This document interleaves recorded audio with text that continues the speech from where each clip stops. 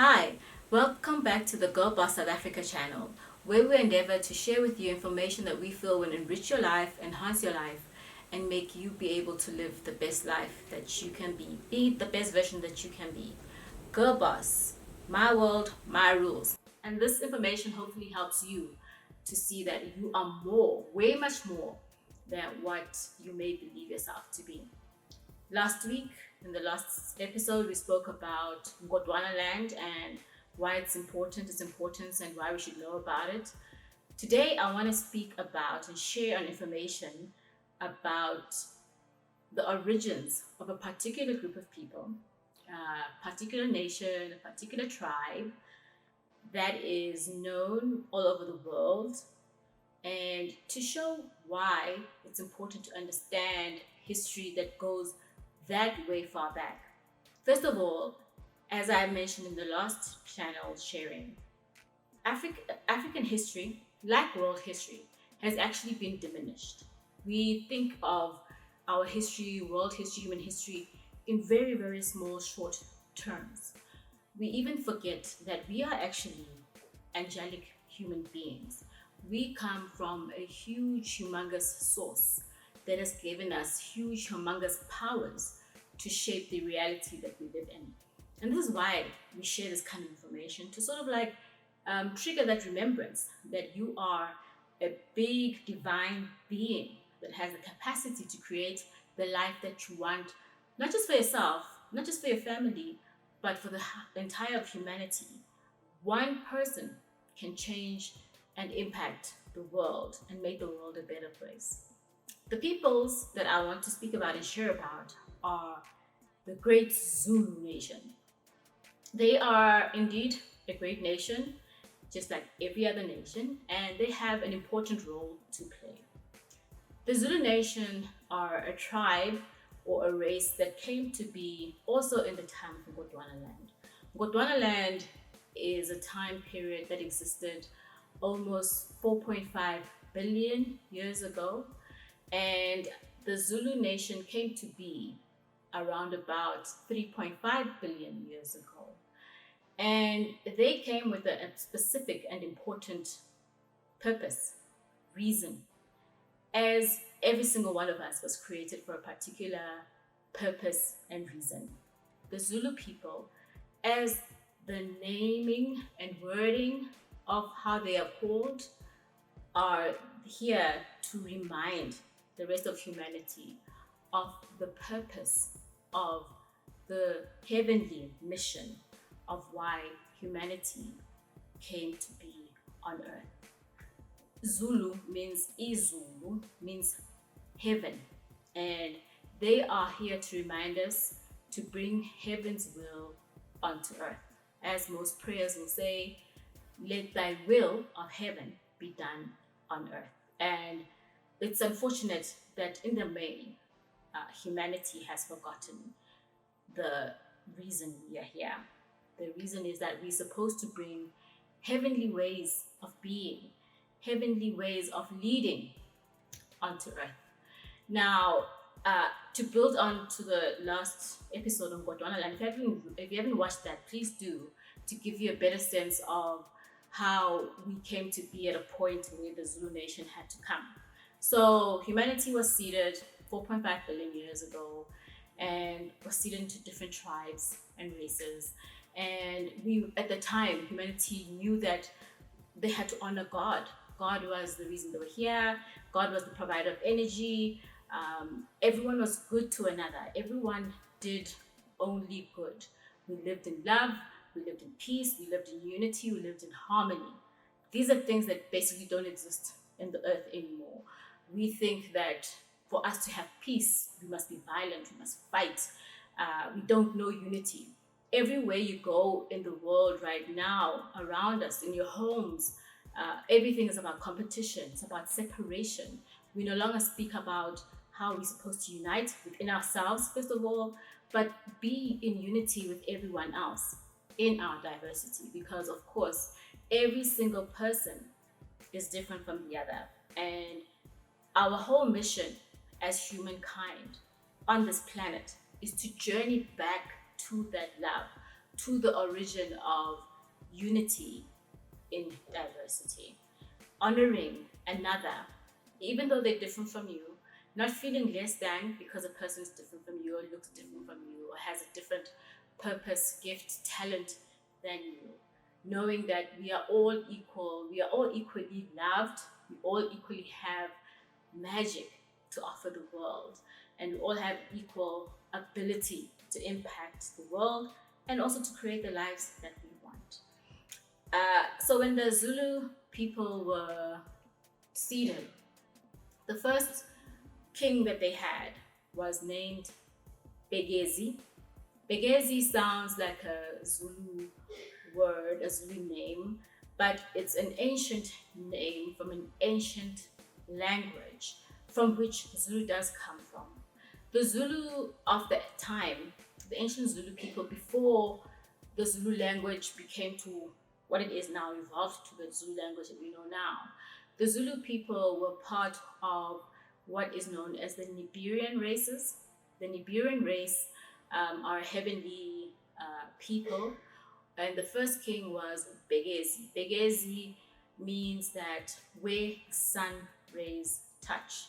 It is said that Begezi was also a descendant or comes from the line of the Sun King Ra, and therefore it makes sense that his name refers to sun rays and the sun rays touching the earth, because in a sense the Zulu people being brought in to remind humankind, who was already fighting and taking each other's lives and trying to dominate and enslave one another, that to remind them that life is about unity, it's about love, it's about peace, and honoring that in each and everything, in a grain of soil, in every crystal, in every river, every plant, and every animal, and indeed every human.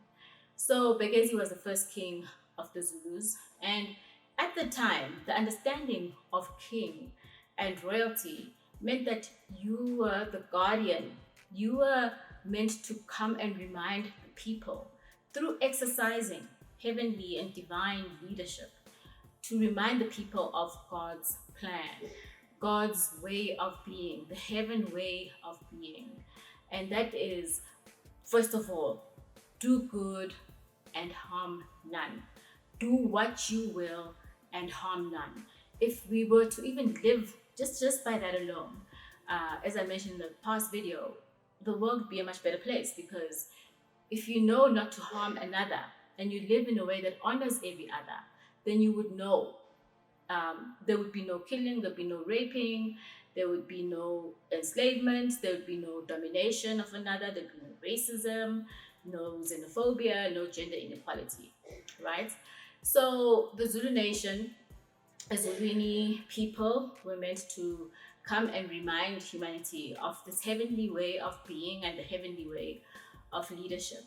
So by the time the Zulu people have come to having the King Shaka, King Shaka is, those who know of the true history and story of King Shaka, is that he was a very, very powerful being. He had prophetic powers, he had magical powers. His spear was not made of normal metal, it was made of crystal. He could move and generate energy. And the truth of his story is that he was not a violent man. Shaka came to also reignite the energy of not just the Zulu people, but of humankind, that peace and unity are the way to be. I'm not going to go into depth about King Shaka and the history, the true story of King Shaka, but it's just also just to highlight how much information and knowledge and perspective we've lost, because Shaka is known to be a violent man who killed and dominated other tribes and so forth.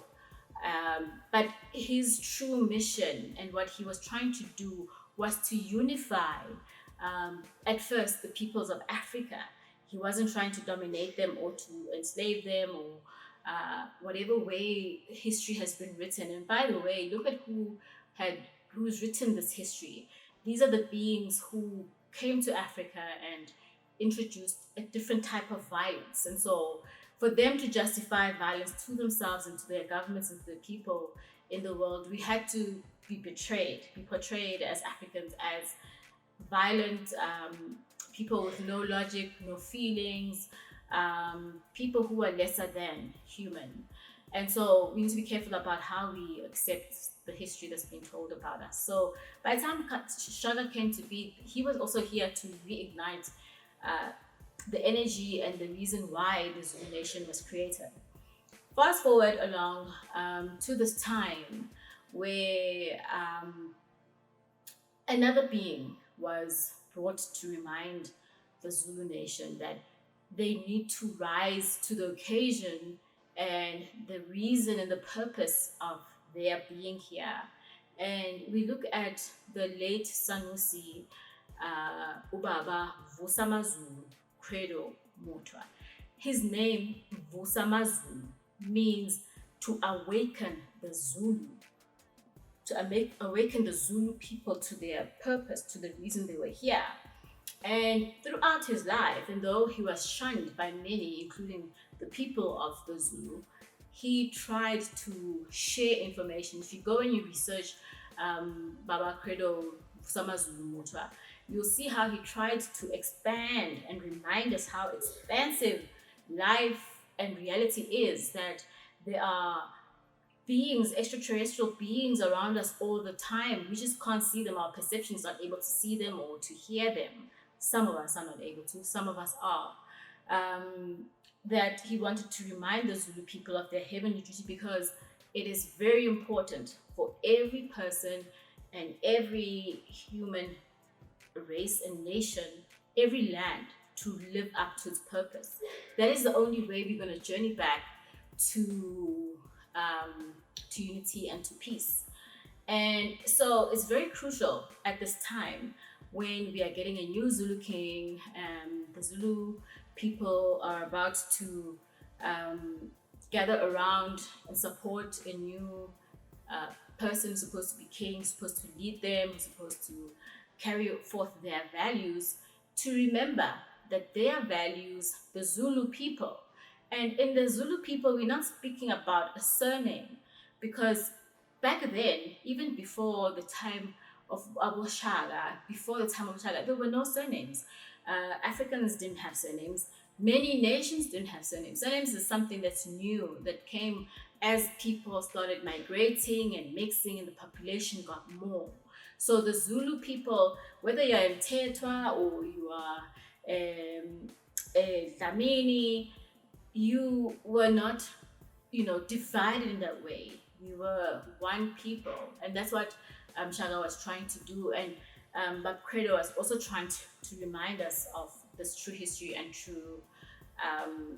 true reason for this very important nation that is now part of South Africa. And when you think about it, imagine if, I don't know, I think there's about 10 million, between 10 and 12, 15 million Zulu people in South Africa alone. Imagine if all of the Zulu people who were born into the Zulu nation at this time were to remember how heavenly they are, and to try and lead themselves at first, to lead their communities, and to lead the country in a way that reminds everyone what being heavenly means. Living in peace, seeking unity, and honoring every being that is, instead of trying to fight for gold that doesn't belong to any of us, belongs to Mother Earth, right? So the great Zulu nation, that is their history and that is their purpose in a very, very summarized way. And just as a reminder that the Zulu are not greater than or less than any other nation. And if you were to look ancestrally, like in terms of genetically, every human being does have, you can trace back, your genealogy to Zulu. So we have Zulu genes, even if you are Chinese, or even if you're American, as we have the genealogy of many other tribes and beings. So the whole notion of separation, of racism, of borders, of different nations is actually very, it's a very immature thing that's meant to keep us in fear, fighting, and not living in love. And the truth is, if that we don't learn to love one another and love ourselves, then we can never live our best lives.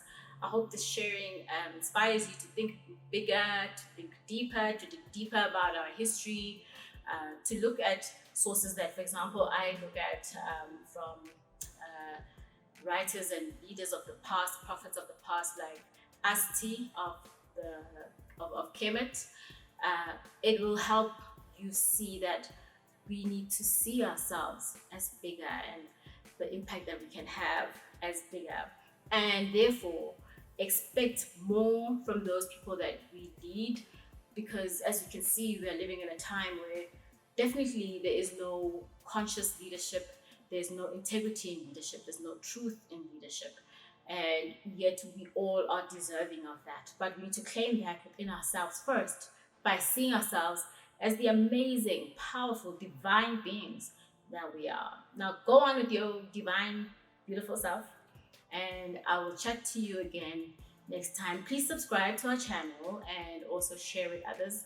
And also leave questions or share your feelings about what we've shared about the origins and the history and the purpose of the Zulu nation.